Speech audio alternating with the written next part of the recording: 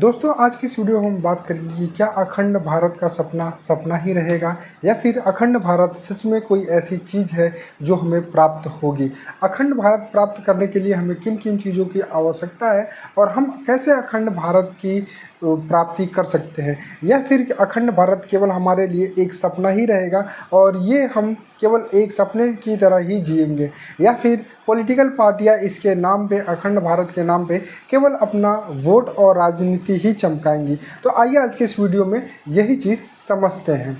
दोस्तों, मेरा नाम है कमलेश और आज मैं चाहता हूं कि मैं बात करूं अखंड भारत के सपने पे। क्या अखंड भारत का सपना सच में सही होगा या फिर गलत होगा, या फिर हम अखंड भारत के सपने की तरफ जा रहे हैं या फिर उससे पीछे आ रहे हैं। तो आइए वीडियो को शुरू करते हैं।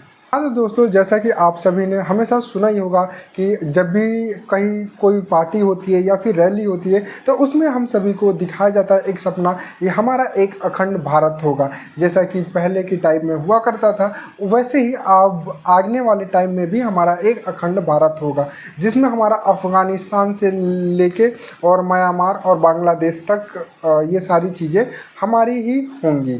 क्या सच में हमें बेवकूफ़ बनाया जा रहा है या फिर इस पे कोई काम भी हो रहा है?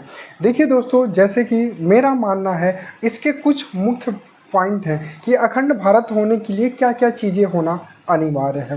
तो सबसे पहले अगर हमें अखंड भारत को, अपने सपनों को साकार करना है तो हमारे पास कुछ चीज़ें होना अनिवार्य है। जैसे कि हमारा देश जो है वो पूर्ण रूप से 100% शिक्षित हो। जैसे शिक्षा का स्तर में बदलाव होगा, वैसे हमारे सोच में भी बदलाव होगा। दूसरी बात यह है कि हमें आर्थिक रूप से मजबूत होना पड़ेगा। जैसे कि अभी विश्व की चौथी अर्थव्यवस्था है, हमें इसके लिए विश्व की पहली अर्थव्यवस्था बनना पड़ेगा, जो कि बहुत ही ज़्यादा मुश्किल है। लेकिन अगर हमारी राजनीतिक पार्टियां, देश की जनता चाहें तो ये कुछ भी मुश्किल नहीं है। थर्ड पॉइंट है कि जातिगत जो भेदभाव है वो लोगों के अंदर से समाप्त हो जाए, क्योंकि जब तक जातिगत भेदभाव समाप्त नहीं होगा तब तक हम किसी भी सपने के आगे अपना कदम नहीं बढ़ा सकते, क्योंकि जैसे ही हम कदम बढ़ाएंगे तो ये जातिगत भेदभाव आएगा और उससे कदम को पीछे खींच लेगा। चौथी पॉइंट है हमारा राजनीतिक भेदभाव। जैसे हमारे देश में पता ही है कि बहुत सारी भिन्नताएं देखने को मिलती है। अलग अलग धर्म के लोग हैं, तो अलग अलग मान्यताएं भी हैं। तो इस वजह से हमें जाति धर्म को ना देखते हुए सिर्फ एक इंसानियत की मान्यता को मानना पड़ेगा और उस पर चलना पड़ेगा, क्योंकि होगा तब ये सारी कम्युनिटी एक होगी तो एक जैसा निर्णय होगा। उसके बाद अगला पॉइंट आता है कि देश में कोई भी व्यक्ति बेरोजगार न रहे, क्योंकि अगर वो बेरोजगार रहेगा तो कहीं ना कहीं वो इधर उधर भटकेगा। और सही कह रहा हूँ कि अगर वो व्यक्ति इधर उधर भटकता है तो आपके ये जो विश्व गुरु बनने का या फिर अखंड भारत बनाने का सपना है वो कतई साकार नहीं होगा। ठीक है।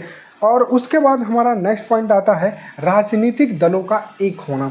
अभी हमारे देश में लगभग बहुत सारी राजनीतिक दल, अभी नेशनल पार्टी की ही बात करें तो 8 से 10 नेशनल पार्टी ही हैं।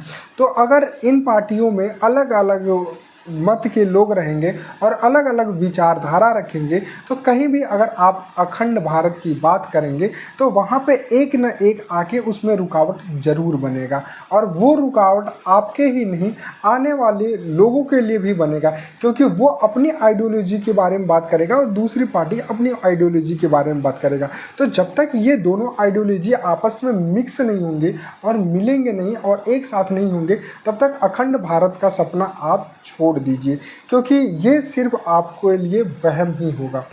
और उसके बाद हमारा नेक्स्ट पॉइंट आता है कि हम अगर दूसरे देश को एक्वायर करते हैं तो उसके लिए हमें दूसरे देशों का और विश्व के कई देशों की अनुमति भी मिलना चाहिए।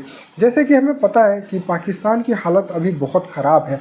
आने वाले टाइम में अगर हम आर्थिक रूप से मजबूत होते हैं, और पाकिस्तान आर्थिक रूप से जितना ज़्यादा कमज़ोर होगा उतना ही हमारे लिए फ़ायदा होगा, क्योंकि हम तब उसे अपने में मिला सकते हैं, क्योंकि युद्ध से नहीं तो खरीद के ले सकते हैं। और वही जो है हमारा ये आइडियोलॉजी, अगर ये सारी चीज़ें एक रहेंगी तभी जाके हो पाएंगी। लेकिन अगर हमारी आइडियोलॉजी धर्म जाति मजहब और ऊंच नीच और आर्थिक रूप से कमज़ोर बेरोजगार लोग रहेंगे तो कहीं भी ये अखंड भारत का सपना आपका साकार नहीं होगा।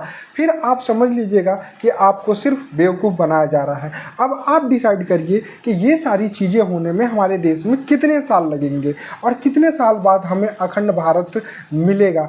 या फिर अगर ये सारी चीज़ें 100 या 200 साल में भी हो जाती हैं तो आप समझ सकते हैं कि कहीं ना कहीं ये साकार होगा। लेकिन जैसे आज के टाइम में जातिगत धार्मिक रूप से और लोगों के बीच भेदभाव बढ़ रहा है, हमारी इकोनॉमी बढ़ रही है, बहुत अच्छी बात है, लेकिन आपस में जो लोगों का वो कॉन्ट्राडिक्शन है ना, ये मतलब किसी को ऊंच नीच धर्म जाति शिक्षा के स्तर पे मतलब भेदभाव है। कोई अमीर है तो अच्छी शिक्षा ग्रहण कर रहा है, गरीब है तो बेकार शिक्षा ग्रहण कर रहा है। वैसे ही जैसे हॉस्पिटल है, अमीरों के लिए अलग है, गरीबों के लिए अलग है। तो ये सारी चीज़ें जब तक रहेंगी तब तक हमारा अखंड भारत कभी भी संपन्न नहीं होगा और ये हमारा सपना सपना ही रह जाएगा।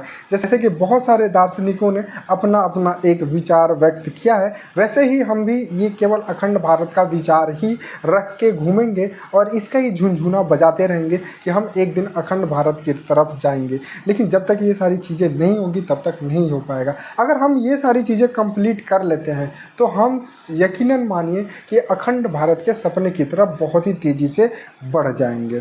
तो चलिए दोस्तों, धन्यवाद, मिलते हैं नेक्स्ट वीडियो में। जय हिंद दोस्तों।